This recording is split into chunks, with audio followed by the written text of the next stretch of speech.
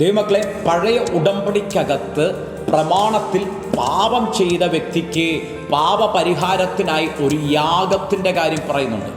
ഈ യാഗത്തിനകത്ത് ആ വ്യക്തി ചെയ്യേണ്ടത്, പാപം ചെയ്ത വ്യക്തി ആ വ്യക്തിയുടെ പാപത്തിന് തുല്യമായിട്ടുള്ള ഒരു യാഗമൃഗത്തെ കൊണ്ടുവന്ന് മഹാപുരോഹിതൻ്റെ കരത്തിൽ കൊണ്ടുവന്ന് കൊടുത്ത് ആ മഹാപുരോഹിതൻ ആ വ്യക്തി കൊടുത്ത യാഗമൃഗത്തെ യാഗമർപ്പിക്കുകയും ആ വ്യക്തിയുടെ പാപം ഒരു വർഷത്തേക്ക് മായ്ക്കപ്പെടുകയും ചെയ്യുന്നു.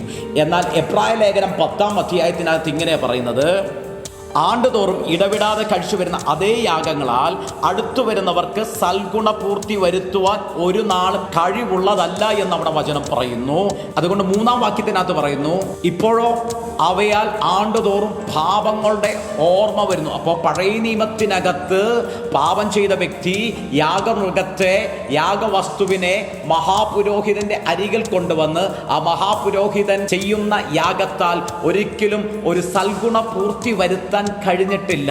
എന്നാൽ പുതിയ ഉടമ്പടിക്കകത്ത് നമുക്ക് ലഭിച്ച ഏറ്റവും വലിയ ഭാഗ്യമെന്ന് പറയുന്ന ഇതാണ്, നമ്മുടെ മഹാപുരോഹിതനും നമ്മുടെ യാഗമൃഗവും അത് ക്രിസ്തു തന്നെയാ. ദൈവമക്കളെ, നിങ്ങളുടെ മഹാപുരോഹിതൻ, നിങ്ങളുടെ ഹൈ പ്രീസ്റ്റ് ആയത് ക്രിസ്തുവാ.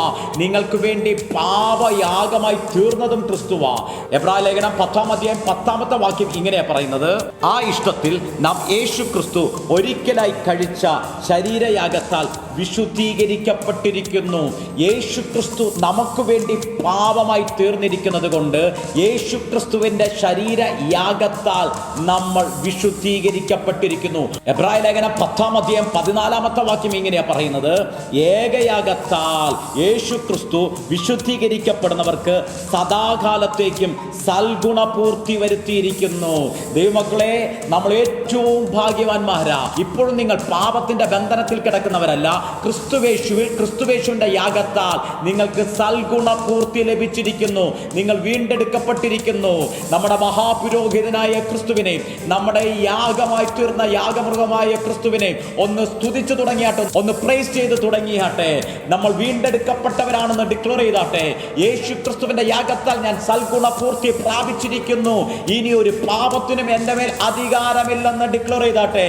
സ്വർഗം നിങ്ങളെ ധാരാളമായി, സ്വർഗീയ പിതാവ് നിങ്ങളെ അധികമായി ക്രിസ്തുവേശു അനുഗ്രഹിക്കട്ടെ. God bless you.